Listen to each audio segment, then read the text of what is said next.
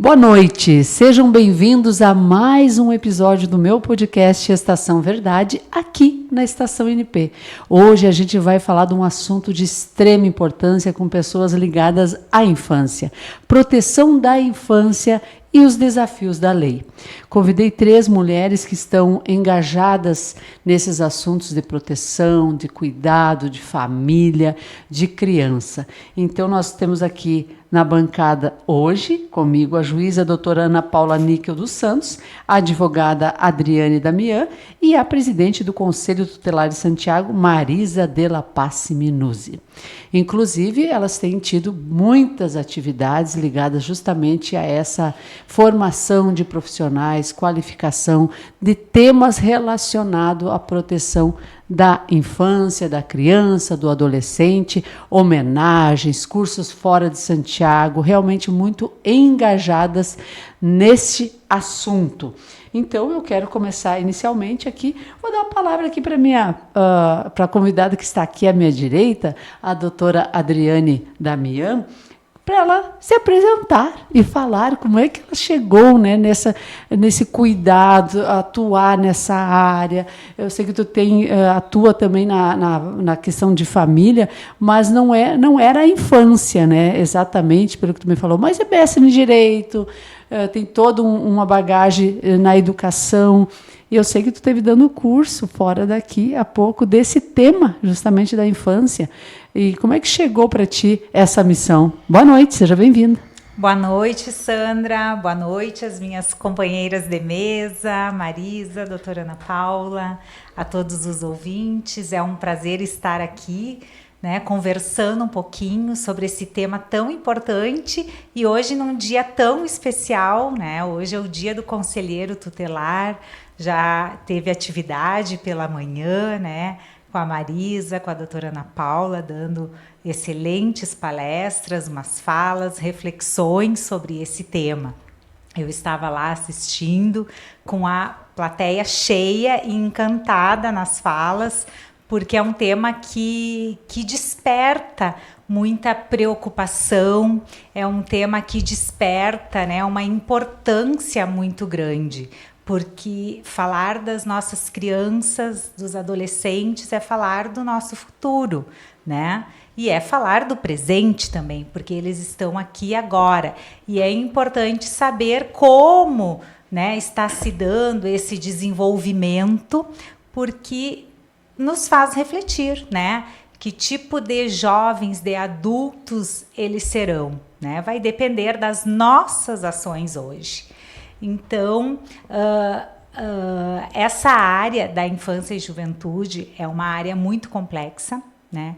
É uma área, como eu estava dizendo, extremamente importante e eu gosto bastante de atuar. Toda a minha carreira, já estou fazendo aí o ano que vem 30 anos de advocacia e a área que eu mais atuei foi na área do direito de família, né? Como experiência como advogada nas questões de direito de família.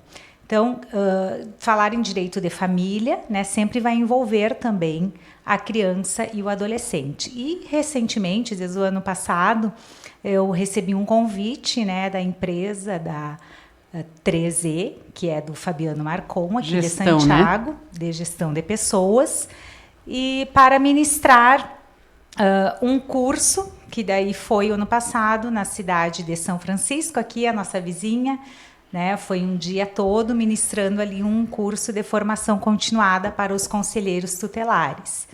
Como sim teve uma boa aceitação, né? Teve uma boa química entre, né, as nossas falas, a empresa resolveu, né, dar este ano uma formação um pouco maior em outra região, e me convidou também para organizar este evento, que ocorreu há poucos dias na cidade de Santa Rosa, que tinha, né, também como convidadas palestrantes essas a Marisa, duas mulheres aqui, né? E a doutora Ana Paula. Então agora, né, já estou aí engajada, né, estudando, acompanhando muito, né, essas atualizações sobre a criança e adolescente, porque o Estatuto da Criança e Adolescente está toda hora, né, com novidades. É um assunto que remete, né, a ter muitas alterações, porque nós estamos vivendo num mundo com muitas mudanças, né?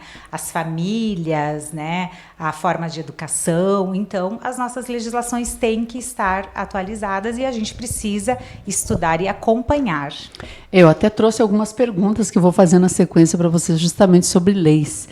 Vou dar uma boa noite para a doutora Ana Paula e também dizer que ela se apresente e teve numa missão, então, com essas duas em viagem. Como é que foi? Como é que foi? O tema eu sei que pulsa o teu coração, né? Falar da infância, da criança, da adolescência, mas também de transpor as barreiras, né, de Santiago, as fronteiras de Santiago.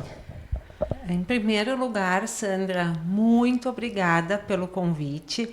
Muito feliz em estar aqui também. E as palavras que tu usaste são as mais próprias, né? A infância e juventude é o que faz pulsar o meu coração com relação ao trabalho. Então, o trabalho da jurisdição da infância e juventude, ele é um trabalho de ação, né? E a ação está também na prevenção. Então, eu estou aqui no Juizado da Infância e Juventude de Santiago há 10 anos. Esse trabalho todo de capacitação, de acompanhamento, de orientação, seja do Conselho Tutelar daqui como dos outros municípios da comarca, das redes, né, dos municípios da comarca, ele é um trabalho que vem desde sempre, né?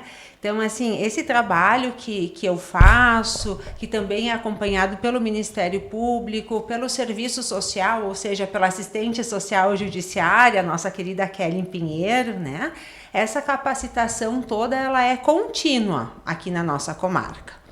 Eu fiquei também muito lisonjeada pelo convite da doutora Adriane, né? Em participar dessa formação que ocorreu em Santa Rosa, no sentido de que, uma coisa que eu falei hoje de manhã, que a doutrina da proteção integral à criança e ao adolescente, ela diz o quê? É um fundamento constitucional e diz que é dever da família, em primeiro lugar, da sociedade e do Estado a proteção integral, a garantia dos direitos das crianças e dos adolescentes.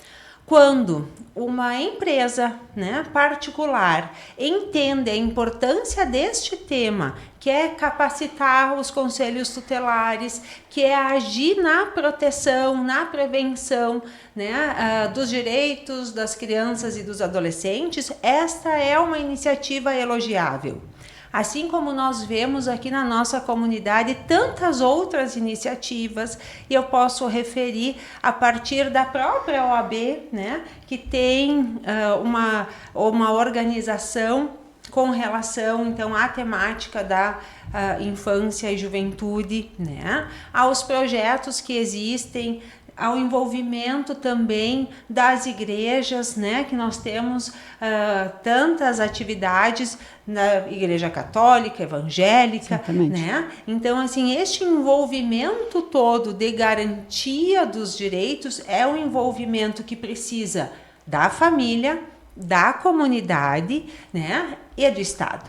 Então, assim, se a gente consegue fazer funcionar, né? Trazer o Estatuto da Criança e do Adolescente para a realidade prática. E a capacitação, ela precisa ser contínua, assim como é a minha, né? Eu também estudo, eu também faço cursos de atualização de magistrados que atuam na infância e na juventude, e eu também aprendo todos os dias. Então, as capacitações, elas são muitas vezes uma troca, um crescimento contínuo e um crescimento conjunto. Que maravilha, né? Vou ouvir a Marisa, que hoje é um dia particularmente especial para ti, né, Marisa? E também o aniversário do próprio... hoje é o dia do conselheiro, mas são mais de 30 anos do Conselho Tutelar, né, em Santiago. São 31 anos? 30 anos? E a história do Conselho passa pela tua história também, né, minha querida? Boa noite. Boa noite, Sandra. Boa noite, professora Adriana. que foi minha professora maravilhosa no curso de Direito. Eu me formei com ela em 2009. É uma satisfação estar aqui com a nossa doutora juíza, que sempre está nos apoiando nesses momentos tão difíceis, às vezes, de lidar com casos familiares onde haja agressões e que chega até, infelizmente, ainda acontece. Que bom que um dia a gente não pudesse mais usar seu serviço, né? Mas, Sandra, o Estatuto da Criança e Adolescente, que é esta lei... É a tua Bíblia, né? É a minha Bíblia. Essa lei tão maravilhosa nasceu em 1990, através da Constituição Federal de 88. Então, e aqui em Santiago, a lei municipal criou o Conselho Tutelar de Santiago. A lei foi em 94. O Conselho Tutelar, o primeiro colegiado, foi em 95. 1995 foi criado, e eram 3 anos naquela época, e eram entidades que votavam. Não tinha prova ainda. E em 98, como se passou 3 anos, eu acabei entrando como suplente. Em seguida, eu entrei no lugar do seu Loderi, que veio a falecer naquele momento. E em 2001, como gostaram do meu trabalho, já saí como presidente do Conselho Tutelar a mais votado. E não perdeu nenhuma eleição depois disso, né? Não, eu estou na 5ª eleição. A Sandra me acompanha, gente. Nós somos amigas, né, Sandra, desde 96, mais ou menos. Desde que o jornal veio para Santiago, então a gente se conheceu e nunca mais se largou. Mas em 2000 já. 2004, 2005, o nosso prefeito atual na época, o Chicão, me convidou para ser a diretora do Lar das Meninas. Eu atuei como coordenadora do Lar das Meninas por um tempo. Quando eu me formei em 2009, daí eu fui convidada para dar aula em Novo Hamburgo, de gestão pública. Fiquei 10 anos em Novo Hamburgo. Nessa época, eu também fui diretora de escola. Mas a minha paixão sempre foi o Conselho Tutelar. Tanto que lá em Novo Hamburgo, eu concorri para o Conselho Tutelar de Novo Hamburgo. E a minha irmã já está doida aqui em Novo Hamburgo. Eu disse, mas eu gosto. E fiquei de suplente. Não deu 2 meses, uma conselheira tutelar foi sequestrada e acabou querendo sair, né, do Conselho Tutelar de lá. Aí me chamaram.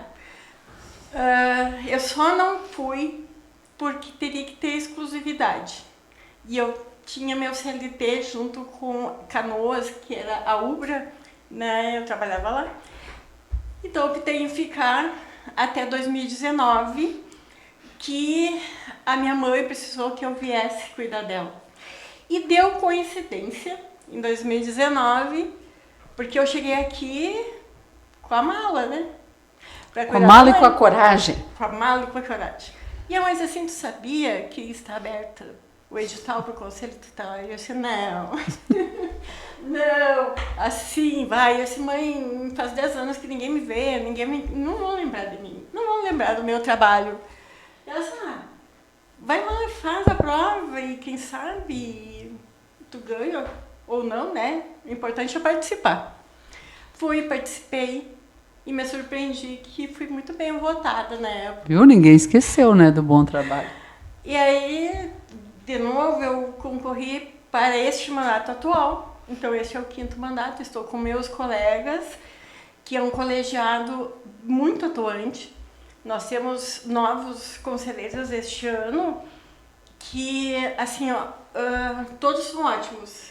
Mas eu vou ter que falar, em especial a Tia Luz é maravilhosa. É um anjo que caiu assim, ó. Porque a gente... Teu braço direito no conselho. Não, a gente tem um pensamento bem parecido do que eu gosto de fazer. Eu digo para ela, nós somos o Pinky, o cérebro. Ela pensa e eu ajo. Sim, isso é importante, então, né? a gente é uníssono nisso. Nós conseguimos trabalhar juntas. E fiquei grata com o convite agora há pouco, né, do Marcon Minuzzi e da professora Adriana para essa capacitação em Santa Rosa, e fiquei surpresa que a doutora Ana Paula estaria aí junto e fiquei nervosa. Eu disse, gente... Por que falar com o juiz dá um medinho na gente, hein? Sempre. É medo de ir preso, será? Brincadeira à parte. Deve ser uma hierarquia. Eu acho que é por aí, né? Dentro do cérebro. Mas me conta o seguinte, respeito. hoje subiu a pressão? Subiu. A homenagem foi daquelas. Sandra, como hoje é o dia do conselheiro tutelar, isso me emociona, né? Só por ser o dia do conselheiro tutelar já me emociona. Aí, naquele momento, quando eu olhei a plateia, que eu me dei conta, não tinha uma cadeirinha vazia, nenhuma. Olhei a parede do fundo, estava cheia, toda aquela parede lá atrás, cheia de pessoas em pé, porque não tinha lugar para sentar. E eu, gente, que coisa boa que as pessoas vieram, aceitaram o nosso convite. E aí eu dei graças a Deus, porque eu estava magoada com as diretoras de todas as escolas do estado, porque elas tiveram uma reunião hoje. E eu disse, nenhuma vai poder ir, ainda bem que não puderam. Não ia ter lugar para sentar. Mas não era culpa delas, tá?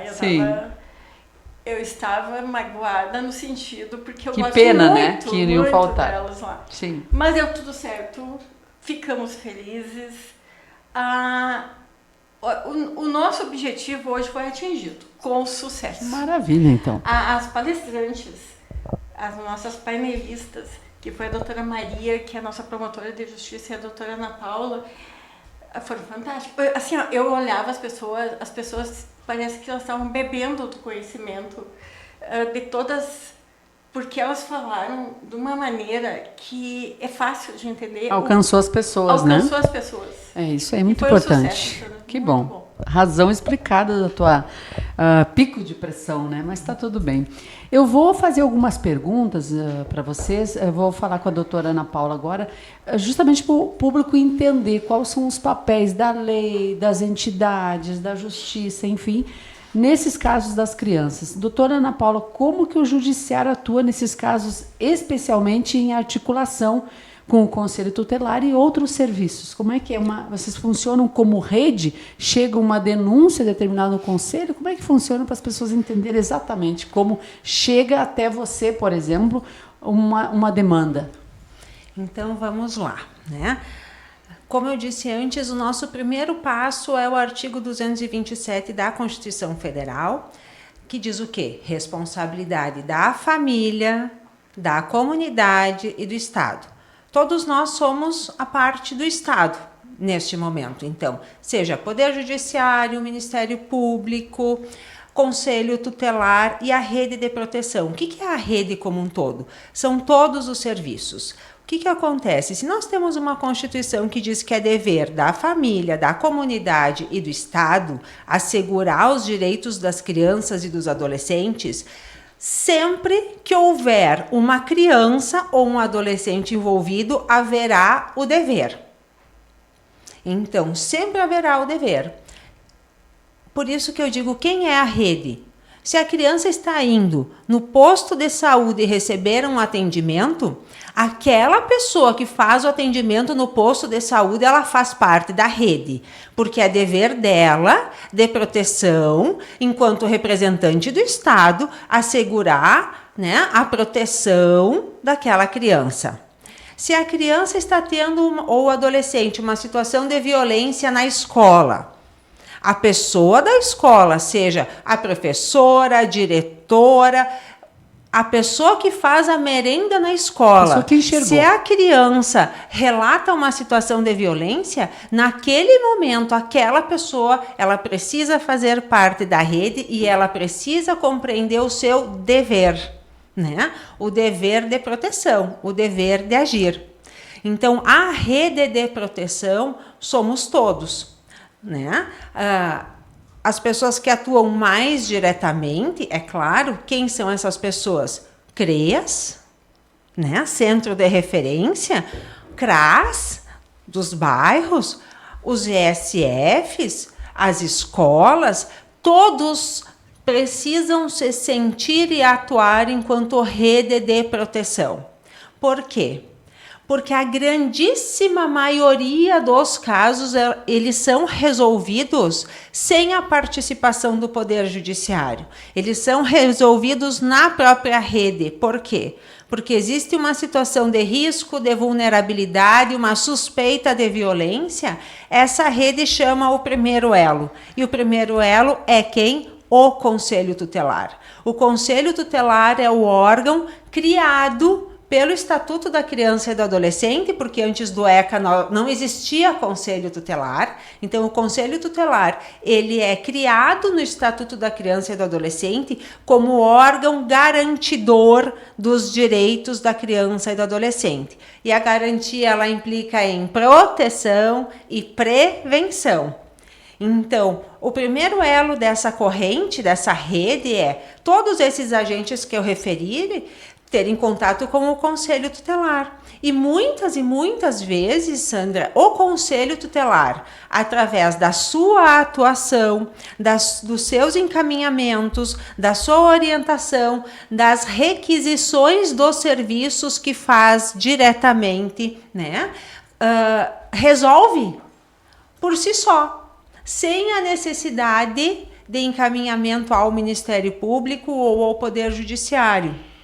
Muitas vezes também o que ocorre, o Conselho Tutelar faz tudo o que está a seu alcance em conjunto com a rede, né? Ou seja, vai lá, discute o caso com o pessoal da assistência, com o pessoal da saúde, com o pessoal da educação, vai na escola, intervém com a família, orienta os pais, dá tudo de si, mas não tem a resposta positiva que espera. Bom, aí sim, é momento de encaminhar ao Ministério Público para que seja ajuizada uma medida de proteção, que aí sim é um processo judicial no Juizado da Infância e Juventude, onde nós vamos reanalisar e tentar novamente, através de restabelecer as medidas que foram determinadas pelo Conselho Tutelar ou de outras medidas que ainda não foram, né?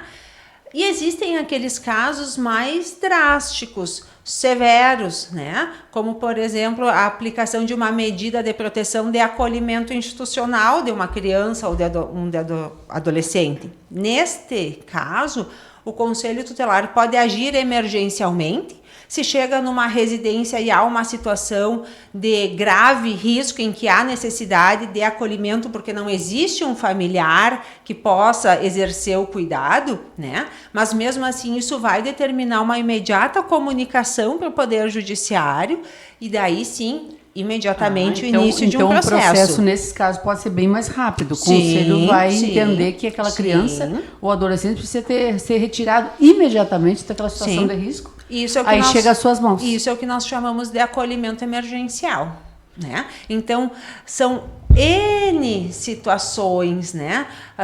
Eu falo que no Juizado da Infância e Juventude, toda semana nós temos uma situação nova, né? Cada indivíduo vai ser uma história, vai ser ou uma negligência, ou uma violência, uma vulnerabilidade, né? Cada um vai ter a sua história e nós precisamos fazer o quê? Transformar o conhecimento que nós temos, pensar na rede de proteção que nós temos, né? E isso vai ter um resultado prático do que fazer, qual é o melhor encaminhamento para determinado sujeito. Né? O nosso sujeito, o nosso cliente VIP, como eu digo, né? É a criança e o adolescente. Então, o nosso trabalho é sempre no sentido da proteção daquele sujeito de direitos. Sim, que são, né, as crianças e o adolescente, né?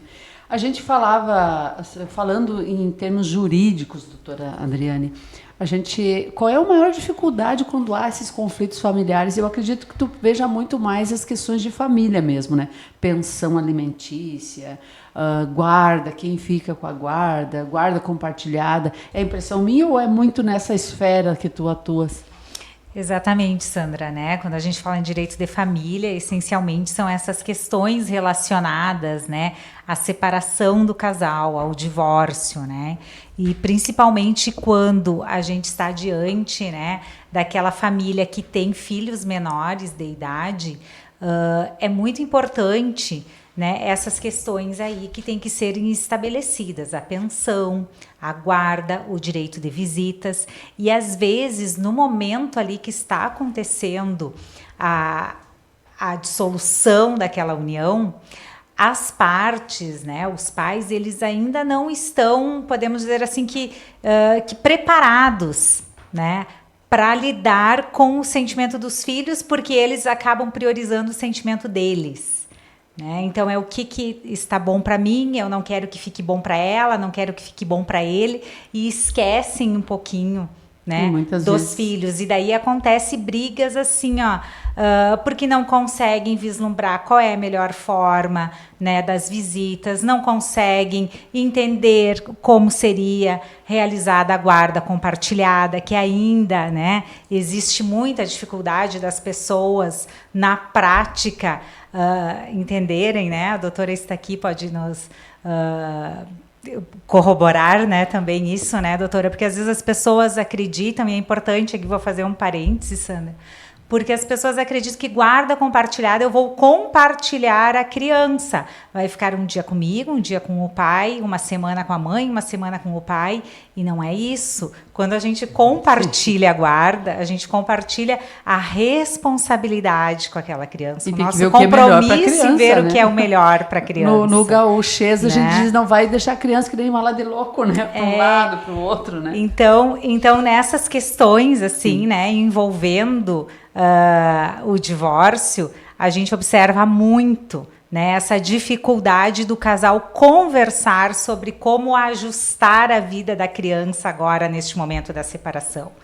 E acho que até por isso que eu tenho uma afinidade, que eu gosto, porque eu gosto de, quando um cliente me procura, né, seja o marido, seja a mulher, eu sempre, antes de entrar com o processo, eu gosto de chamar a outra parte. De conciliadora.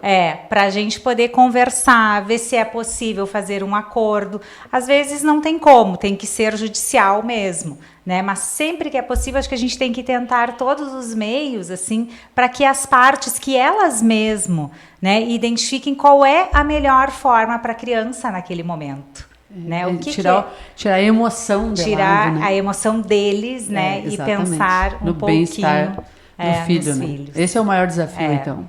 É esse aí. Marisa, o que as pessoas precisam saber sobre o conselho tutelar que ainda não entenderam? Ótima pergunta, Sandra. Procurem sempre pensar que o conselheiro tutelar é protetivo. A lei do Estatuto da Criança e Adolescente é proteção integral. Pensem, não chame o conselho tutelar como policial, que vai lá fechar o bar porque tem criança e adolescente que os pais deixam. Não, se tiver em risco a criança, aí nós vamos lá proteger. Se tiver uma criança sozinha ou um adolescente está em coma alcoólico e não existe o pai e a mãe naquele momento, porque primeiramente se chama os pais, a delegacia mesmo agora sabe que primeiro se chama os pais e depois o conselho tutelar, porque o conselho tutelar vai lá para proteger essa criança adolescente na falta, naquele momento, dos pais. Dos responsáveis, vó, tio, enfim. E gostaria muito de falar também sobre esses pais que compartilham a guarda, realmente é compartilhar os direitos e os deveres dessa criança e não ir até o conselho tutelar para usar nossa pessoa para que nós, porque muitos chegam no conselho tutelar dizendo assim, ó, conselheira, por favor, me ajuda a tirar a criança de lá, me ouve, porque ela mente. Então, um fala mal do outro para nós. Alienação parental, então. E querem... Não sei se chega a ser, porque essa alienação parental, para chegar nesse ponto, tem que existir mais fatores, bem mais, né? E eu aprendi a duras penas que não é tão fácil de dizer o que é uma alienação parental. Mas, sim, é que os pais estão usando a criança, mas não por causa da criança, não porque amam a criança, mas sim porque querem atingir o outro. Tipo uma vingança, eu quero me vingar dela, eu quero tirar a criança dela. Ou, pior ainda, quando o pai não quer pagar a pensão e diz assim, ela só quer o dinheiro que eu dou, os R$200, ela usa tudo no cabelo. tudo na unha, como se isso bastasse. Chega a isso, então. Chega a esse ponto. Então, assim, ó, conselho tutelar é proteção e só podemos atuar o que está dentro da lei, do Estatuto da Criança e do Adolescente. Fora isso, a gente não pode. Até porque nós vamos estar extrapolando o que diz a lei. Denúncias de maus tratos ou abuso contra uma criança ou adolescente são tratadas de forma sigilosa no conselho? A pessoa pode denunciar e ela precisa se envolver? Esse é o grande dilema das pessoas hoje. Sandra, a denúncia sempre será anônima. Sempre. Mesmo que a pessoa chega na nossa frente, no conselho tutelar, se eu vim aqui fazer uma denúncia, esta denúncia vai ser anônima. A outra parte não precisa saber. A pessoa também pode ligar para o Disque 100, que também é anônimo, que vai para a Polícia Civil e depois vem para o Conselho Tutelar, Promotoria de Justiça, e se for o caso, vai para o Judiciário. Depois é verificado a situação. Mas a gente pede muito que não hajam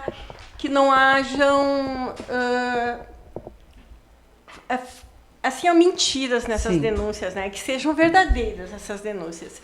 E porque desloca. Eu vou dar um exemplo. Vem um Disque 100 dizendo que um pai era traficante, que tinha armas dentro da casa, drogas dentro da casa, e o menininho de 10 anos estaria todo espancado e que a criança usava moletom e capuz para não mostrar as marcas. Nós fomos até... Como que eu vou chegar numa casa de um traficante armado? Chamei a brigada. E aí tu chega numa casa de família com toda a brigada ao redor. E era mentira. Isso dói, sabe? Nós, na família, a família entendeu que no momento que se faz uma denúncia grave, principalmente envolvendo drogas e armas, nós precisamos usar o apoio, porque nós não temos armas. Então a gente usa o apoio da brigada para ir verificar alguma situação. E a gente sempre fala para todos, durante as visitas das denúncias, que nós vamos lá verificar a situação, seja ela verdadeira ou não. Chegando para nós uma denúncia, nós temos que obrigatoriamente verificar, sob pena de omissão. E o conselheiro tutelar que é omisso, ele tem que ser penalizado.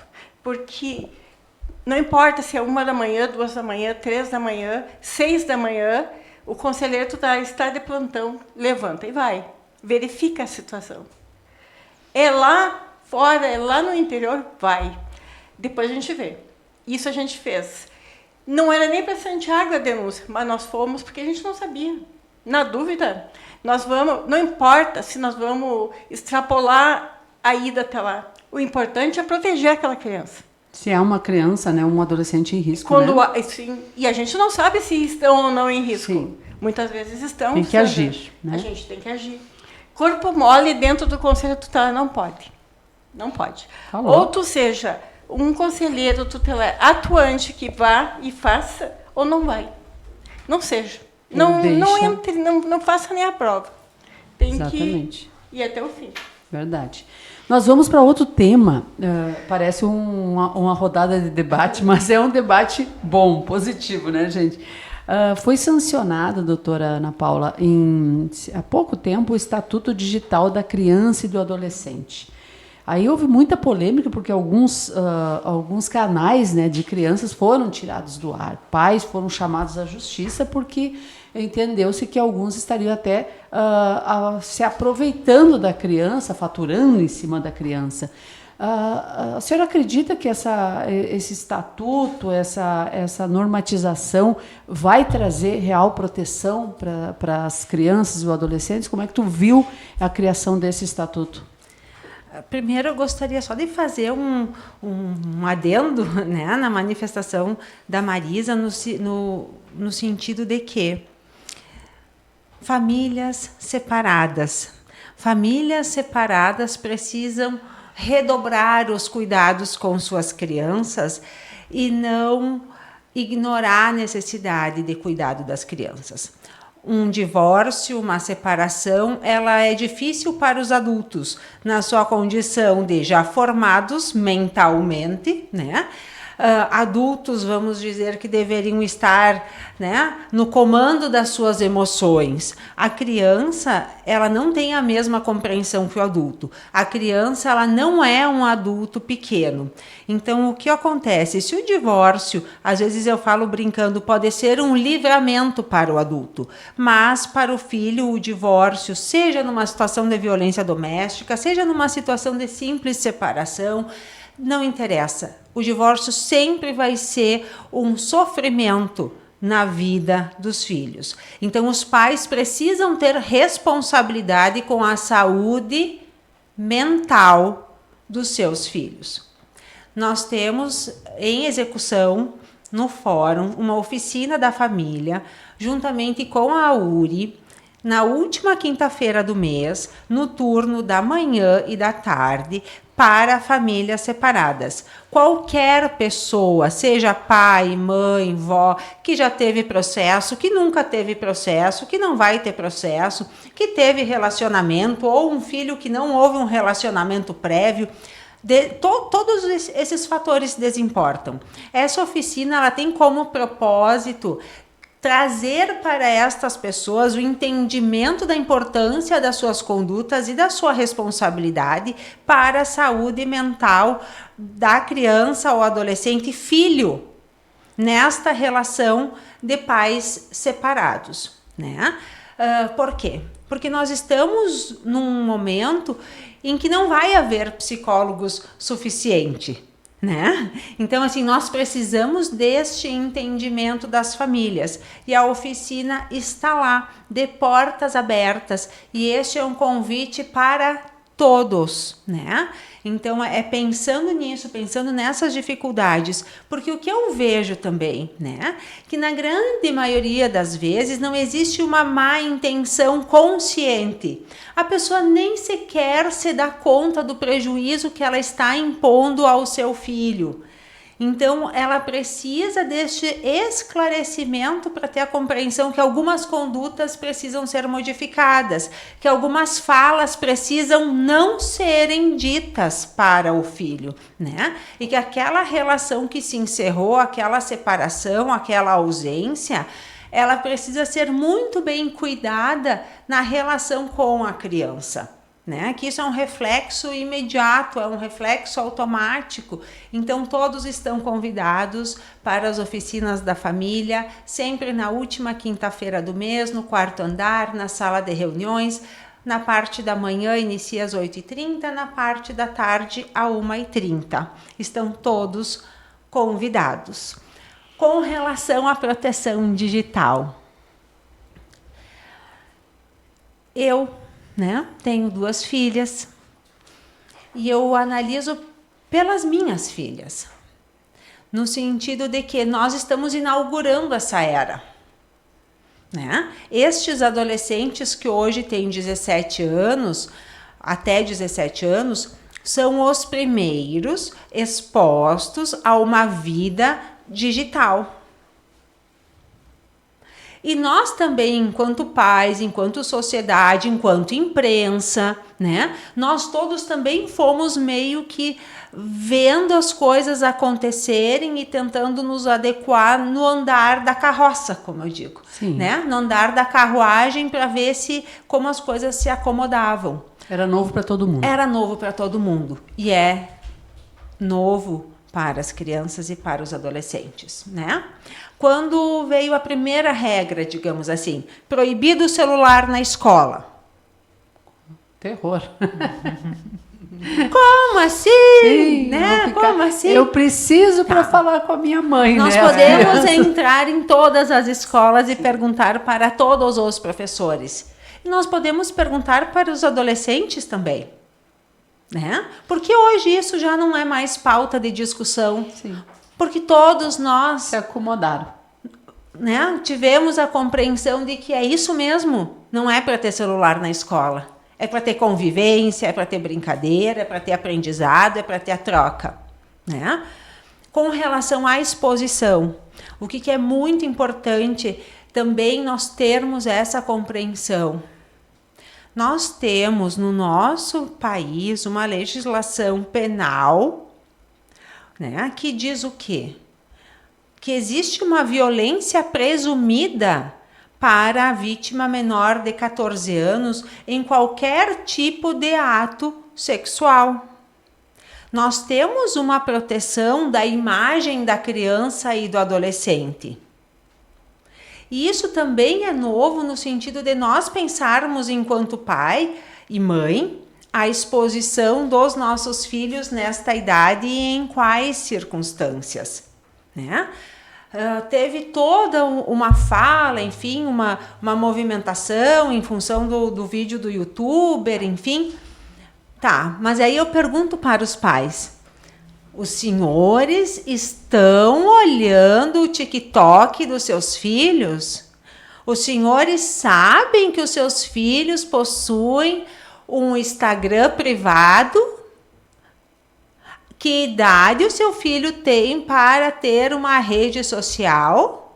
A rede social do seu filho, ela é vinculada à sua? O senhor pai, a senhora mãe, já conversou com o seu filho sobre as pessoas na internet, as pessoas na rede social? Por quê? Porque o pedófilo, ele não vem com uma tatuagem na testa dizendo que é pedófilo. E a rede social, essa vida virtual, ela é muito propícia. Então, isso não era uma conversa e não era uma preocupação que nós tínhamos antes, porque não existia. Mas agora, na medida em que os pais, numa decisão responsável, entenderem qual é o momento do filho ter o seu celular, o seu WhatsApp, o seu Instagram, este momento ele já tem que ser previamente, né, com as orientações, mas também com a fala sobre a realidade, né? Nós precisamos defender as nossas crianças. É isso, né? Nós precisamos defender as nossas crianças e os nossos adolescentes também dos perigos da vida virtual. Ah, mas é só um joguinho, ele tá jogando ali na rede, construindo bloquinho, jogando Roblox, jogando o jogo de carrinho. Mas e quem é que disse que aquela pessoa que está conversando com ele no jogo, se fazendo passar por um menino de 10 anos, realmente é um menino de 10 anos ou é um pedófilo de 35 anos que está se aproximando do seu filho? É verdade. Então, sim, nós precisamos de um regramento. Nós precisamos de um regramento por quê? Porque se talvez os pais entrarem no Instagram privado dos seus filhos, vão ter uma surpresa. De ver um vídeo de alguém, um adolescente, tomando banho e publicando vídeo. Essa exposição. Tenho certeza que a criança e o adolescente que se expõe, ou seja, que expõe o seu próprio corpo, né? Que faz fotografia ou que faz vídeo com a música, ou sem roupa, ou, né, mantendo uma relação, ou de agarramento, ele sequer tem a consciência de que ele está sendo vítima da exposição. Às vezes a criança e o adolescente têm essa conduta achando o máximo, porque todo mundo vai olhar. Só que esta criança é a que está sendo servida de bandeja para o pedófilo. Esse vídeo, essa imagem é a que vai estar lá no banco de dados quando a polícia bate para prender o computador daquele adulto que vai responder ao processo criminal. Então nós não podemos, na verdade, enquanto pais, enquanto sociedade, sermos ingênuos de achar que tudo é bom. Em relação a não ter um canal no YouTube, tá tudo certo. Não está tudo certo. Pode estar sofrendo outros porque daí ataques. Sim. Instagram, porque essa questão dos outras vídeos redes sociais. E até o estatuto ele foi muito mobilizado porque muitas crianças estavam sendo manipuladas para trabalhar, porque elas estavam desde muito cedo. E criança não pode trabalhar, né? E elas tinham rotinas de gravação intensas, exaustivas, porque pais estavam faturando com aquele canal, né? E claro que a criança era presenteada e estava tudo certo, né? Um acordo, mas onde a criança... Um abuso econômico da criança econômico, né? também é uma situação. Né? E então, são outras todas dancinhas e sensualizações, tornando aquela criança mais adulta, Sim, né? sim. Que ela não é.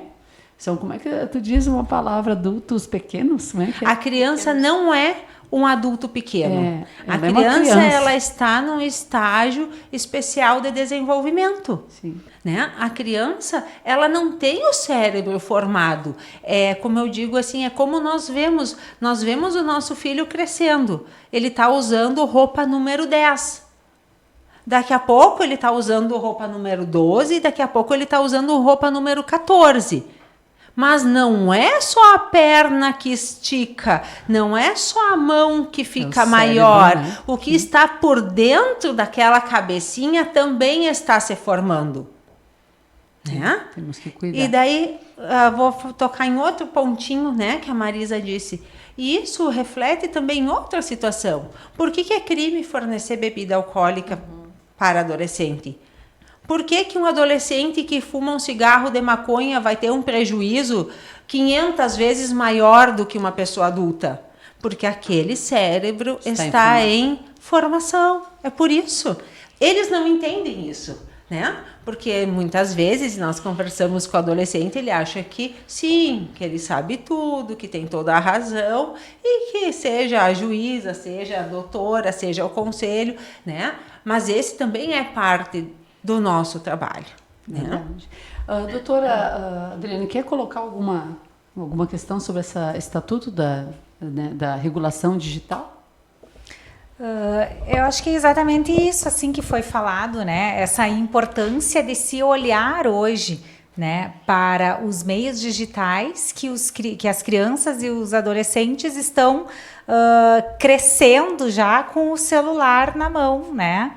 Com o notebook ali, porque hoje, infelizmente, está muito cômodo educar as crianças com um tablet, com um celular, né? Saiu da escola, vai para o tablet, vai no joguinho, né? Vai conversar ali com as amiguinhas, mas é essa questão, o que está por trás disso tudo, né? E esse acompanhamento.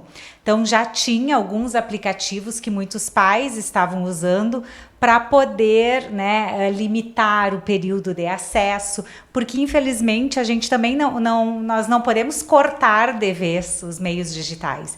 Eles vieram aí, a tecnologia faz parte da nossa vida, mas a gente tem que saber usar e educar os nossos filhos para esse uso, né? Porque justamente eles podem estar sendo vítimas de crimes gravíssimos.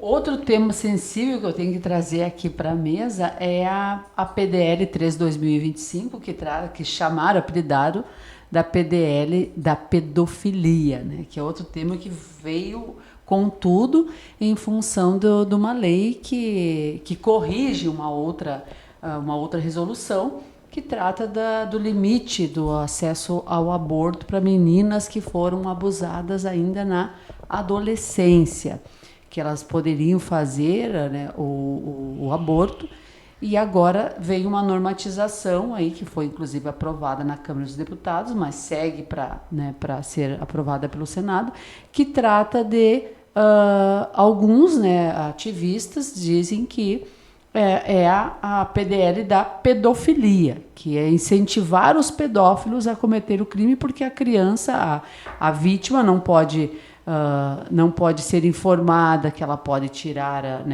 fazer o aborto vai se tornar ilegal a partir do tempo de gestação. Então, são uma série de coisas. Como é que o judiciário está preparado com isso? Acho que eu vou com a doutora Ana Paula aqui.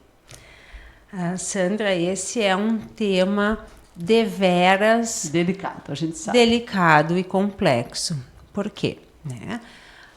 Hoje, né? O que vige hoje no nosso país, tá? No nosso país, sim, há a possibilidade do aborto legal para a vítima de violência sexual. Ponto, né? Não existe, mas ela tem que ser maior ou menor, é a vítima de violência sexual. tá? Essa é uma questão. Outra questão, né? A questão do risco, tá? Na prática, tá? Na prática, o que ocorre? Nós precisamos ter como primeira informação 90% dos casos de violência sexual são ou na família ou de alguém próximo relacionado do círculo de amizades da família. Conhecido da vítima, né? Conhecido da vítima. Outro ponto determinante é o entendimento de que a grande maioria dos casos se trata de meninas até 12 ou 13 anos. Esse é o perfil da violência sexual. Existe violência sexual contra meninos? Claro que sim. Existe violência sexual contra mulheres adultas? Claro que sim. Num número reduzidíssimo em comparação com a violência sexual sofrida por meninas no núcleo familiar ou núcleo social. Esse é o primeiro ponto. Outra questão, tá? Eu, enquanto juíza de direito, eu sou Ana Paula Níquel Santos, né? Eu sou católica, né? Eu sou cristã acima de tudo, tá? Isso é o que eu sou, tá? Eu penso que eu, Ana Paula, católica, né? Toda a vida, né? Toda a vida ela é importante. Isso, contudo, não vai afastar o meu dever enquanto profissional de analisar uma situação como essa.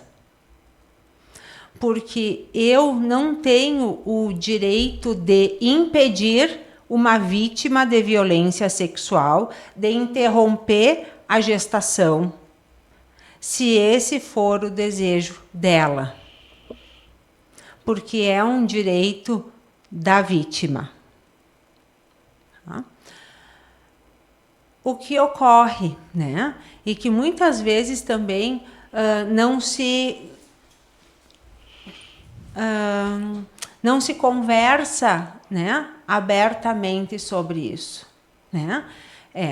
Nós vamos alterar a legislação que já existe no nosso país, e quando eu digo nós, né, são os congressistas, porque não é o que eu, Ana Paula, penso, é a pessoa em quem eu depositei o meu voto de confiança, né? E esse é um tema tão complexo que eu tenho o meu entendimento. Eu não vejo o que deveria ser mudado, né? Nós temos que pensar em prevenção. Evitar que isso aconteça. E nós temos que abrir esta cortina, esse véu, de ter uma ilusão de achar que as únicas vítimas de violência sexual é aquela moça de 17 anos caminhando sozinha na rua. Existe? Sim, existe. Mas nós temos que abrir este véu para olhar para dentro das nossas casas e dos nossos ambientes sociais e entender que a violência sexual ela acontece contra a menina de 5 anos, de 4 anos, de 6 anos, de 7 anos, de 8 anos, e ela acontece reiteradamente. E nós precisamos derrubar primeiro este véu. A questão da possibilidade ou não da vítima de violência fazer um aborto, nós temos uma lei no nosso país que garante esse direito à vítima. Mas nós precisamos abrir este véu e pensar nessas outras vítimas e nessas situações que são a maioria delas. E são aqui, na nossa cidade, na nossa comunidade e no Comitê de Enfrentamento à Violência contra a Criança e Adolescente que existe aqui no nosso município de Santiago. Eu fiz uma pesquisa de todos os casos registrados no período de 18 meses, lendo todas as ocorrências, analisando todos os processos. Foram 56 casos em 18 meses. Então, quando eu falo que a grande maioria dos casos são crianças de 4 anos, 5 anos, 6 anos, e isso reflete uma realidade nacional. Mas, doutora, nesse ponto aí é de convir também que a lei, né? Claro que a lei ela torna esses casos de sigilo até para preservar a vítima, que é a criança ou o adolescente. Mas ela acaba também protegendo, né, o agressor, porque a sociedade clama muito para saber quem são esses agressores.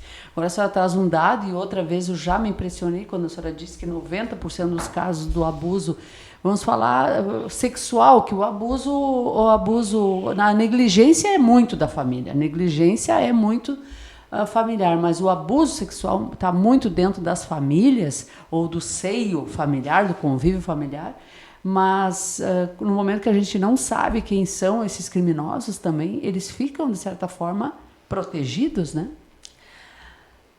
O sigilo do processo, ele é um sigilo para a proteção da vítima.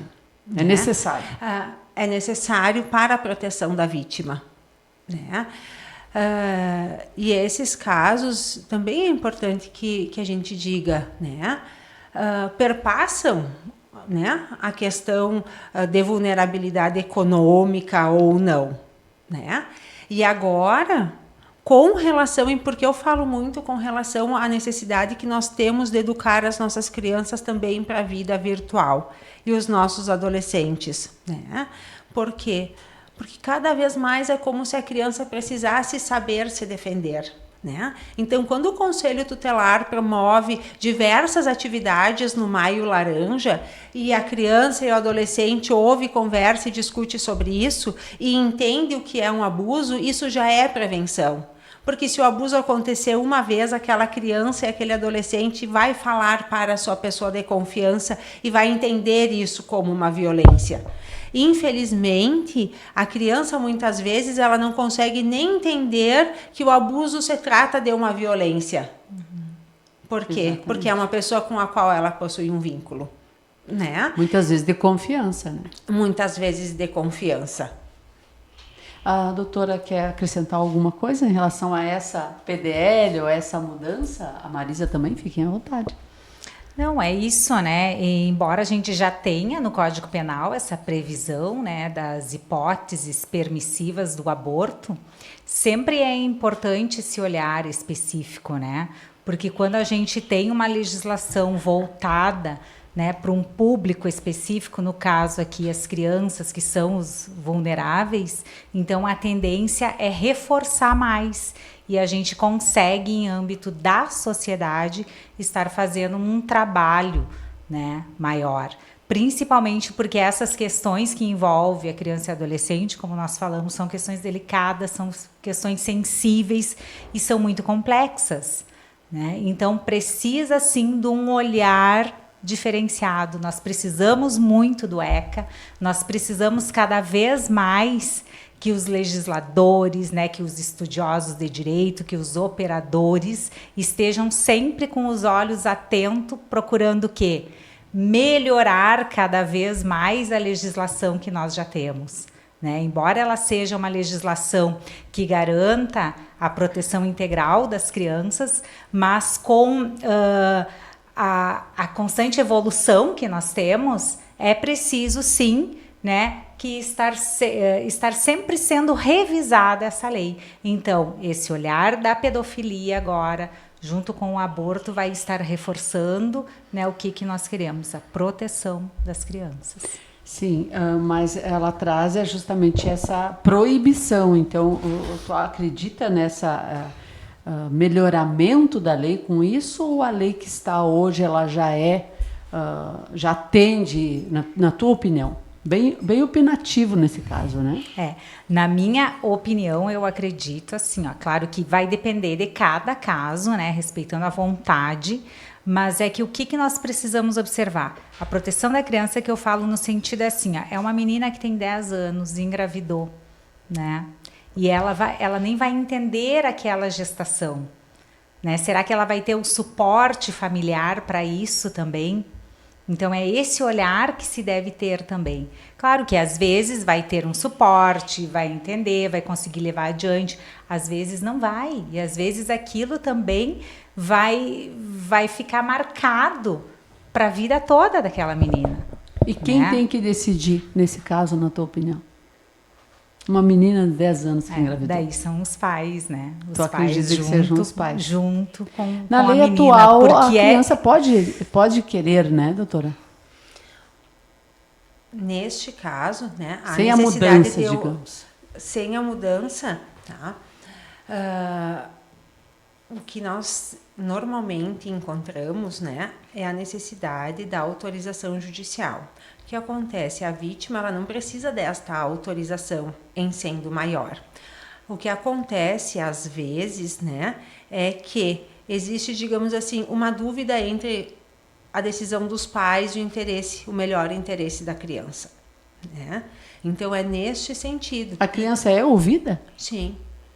Então, se a criança não quiser manter, é isso que prevalece hoje? Não, né? A decisão do juiz é que prevalece, né? O que acontece, o que é bem importante, assim, de ter esse entendimento, é de que existe também um serviço técnico para isso, né? Para fazer essa oitiva desses sujeitos envolvidos, né? Então, assim, por exemplo, nós tivemos uma situação aqui na nossa comarca, né? Uma menina de 12 anos abusada sexualmente pelo pai, engravidou.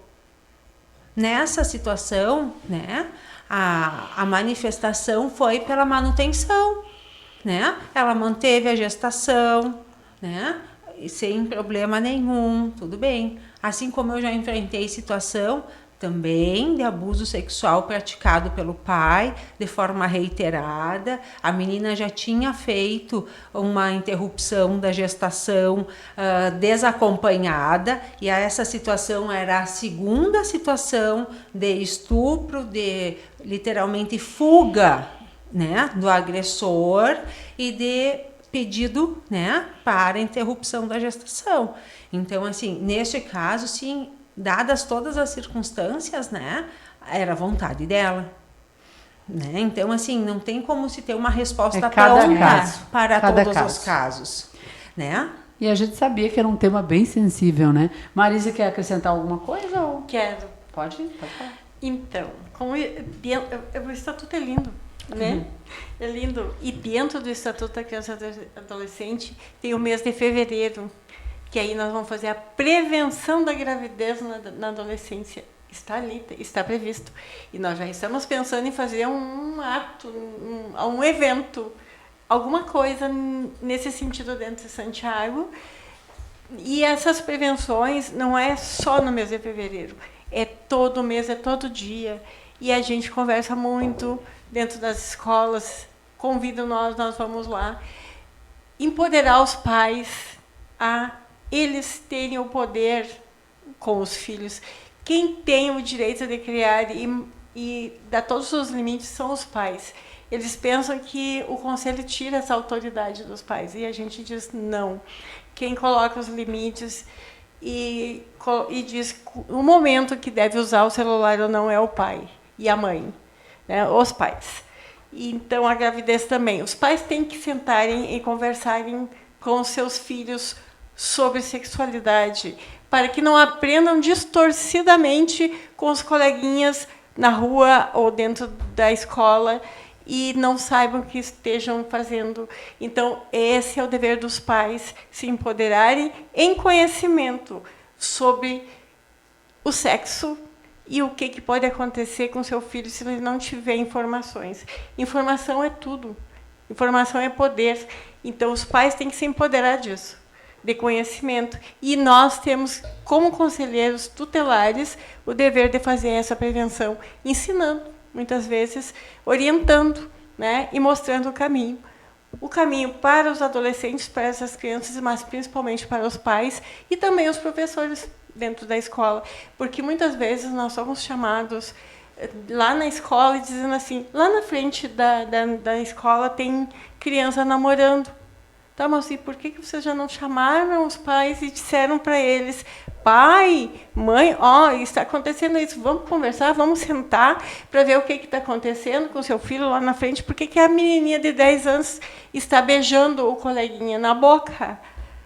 Porque o próprio professor não tem esse poder de chamar os pais e conversar e dizer, não é esta idade, não pode, tanto moral, né, quanto legal, dentro do Estatuto da Criança e Adolescente e na penal, diz abaixo dos 14 anos é crime, é estupro de vulnerável. Aí não pode. E nós temos que fazer essa prevenção. E ensinar a criança, principalmente, a se defender, porque às vezes não adianta, né? A violência vem familiar, né? Então ela pode tem que ser entender do irmão, que é um abuso, né? Pode ser do irmão, do tio, do vizinho, de qualquer pessoa que esteja ligada na família, porque o abusador às vezes vem pela internet, mas geralmente quase 100% é aquele perto, o padrasto, o pai, o tio, o avô. Meu Deus, o avô é um papel aí bem controverso nesse caso de abuso com os netos. E a gente tem que falar, sim, que acontece, e é dentro de casa, dentro dos olhares, e muitas vezes tem mães que fecham e não acreditam no que está acontecendo, ou elas estão sendo negligentes mesmo, sabe? Dizendo que não acontece, mas está acontecendo, ela faz de conta que não está acontecendo, e a criança está sofrendo. E aí chega nós no Maio Laranja, conversamos com essas crianças, e aí elas abrem e contam tudo. E aí o que a gente faz com tudo isso, né? Com toda essa informação? Graças a Deus que dentro de Santiago tem a rede de atendimento muito bem formada que nos amparam com a psicologia, com o serviço social, com o judiciário, que estão ali pronto para nos ajudar. Porque o conselheiro tutelar verifica a situação e repassa. Passa para a rede, passa para a promotoria, passa para o judiciário. Porque a gente já tem uma fila de casos atrás para a gente começar a repassar. Mas quando a rede de atendimento e a escola consegue fazer a prevenção, não se há muito, o nosso trabalho ali já fica menor. Por exemplo, na cidade de Santa Rosa, a gente constatou que haviam mais de 30 crianças no abrigo, numa instituição que não deveria estar. Em Santiago, não chega a 10, no máximo eu acho que chegou a 15, 20. É que Santa Rosa é bem maior também, né, Marisa? Mas é que aí a gente, e porque eles falaram, a nossa rede aqui em Santiago é forte, trabalha e não deixa acontecer. Em seguida, quando entra a criança ali, se há uma união de esforços, de trabalho para que seja protegida essa criança, ou se fortalecendo a família lá na comunidade dela, ou se tirando a criança e colocando em uma família substituta, tanto com uma guarda como uma adoção. Mas a gente não deixa a criança sofrendo. Nós temos que finalizar nosso programa, né, agradecendo vocês, e eu sei que para muitos casos, né, muitos nós na garganta de vocês devem dar em algumas situações, né? E deve ser bem difícil separar, né, nessa hora o emocional do legal, né, em todas as atividades das três, mas a gente sabe que realmente Santiago tem uma rede, como vocês falaram, muito, muito forte, muito positiva, e temos que falar sobre isso, né? São temas sensíveis, delicados, mas quanto mais a gente esclarece, mais soluções aparecem, né? Muito obrigada, doutora Adriane, pela presença. Obrigada, doutora Ana Paula, e obrigada, Marisa, por estarem comigo nesse momento. Eu que agradeço. Nós que agradecemos.